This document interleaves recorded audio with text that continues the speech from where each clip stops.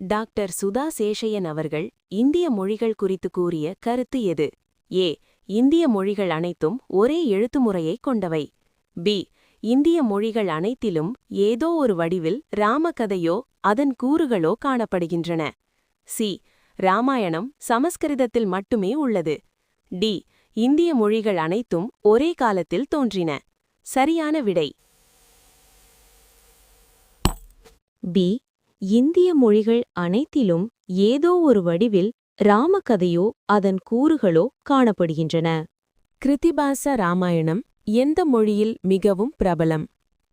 தமிழ், தெலுங்கு, வங்காளம், ஹிந்தி. சரியான விடை சி. வங்காளம். கிருத்திபாச ராமாயணம் நூலை இயற்றியவர் யார்? A. Kambar. B. Valmiki. C. Tulsidas. D. Krittibas Ojha. சரியான விடை டி. கிருத்திபாச ஓஜா. அசாம் மொழியில் மிகவும் புகழ்பெற்ற ராமாயணத்தை இயற்றியவர் யார்? வால்மீகி, துளசிதாஸ், மாதவ கண்டாலி, கிருத்திபாஸ் ஓஜா. சரியான விடை சி. மாதவகந்தர். துளசி மானஸ் மந்திரம் எங்கு அமைந்துள்ளது? ஏ. வால்மீகி இயற்றிய ராமாயணம் எழுதப்பட்ட இடத்தில். பி. கம்பர் இயற்றிய கம்பராமாயணம் எழுதப்பட்ட இடத்தில். சி. துளசிதாசர் இயற்றிய ராம்சரித் மானஸ் நூல் எழுதப்பட்ட இடத்தில். டி. கிருத்திபாச ஓஜா இயற்றிய ராமாயணம் எழுதப்பட்ட இடத்தில்.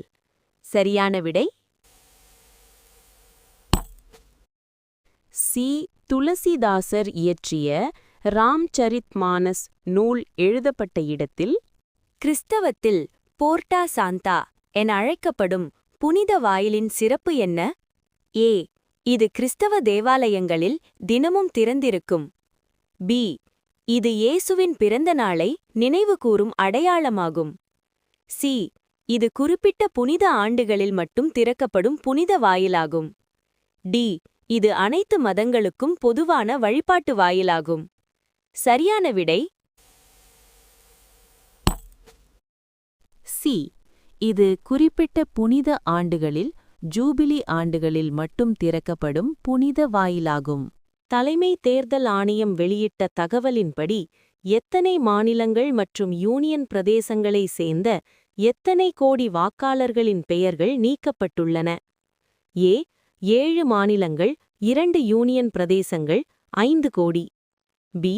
8 மாநிலங்கள், 3 யூனியன் பிரதேசங்கள், 6 கோடி. சி. 9 மாநிலங்கள், 3 யூனியன் பிரதேசங்கள், 6.5 கோடி. டி. 10 மாநிலங்கள், 4 யூனியன் பிரதேசங்கள், 7 கோடி. சரியான விடை சி. 9 மாநிலங்கள், 3 யூனியன் பிரதேசங்கள், 6.5 கோடி.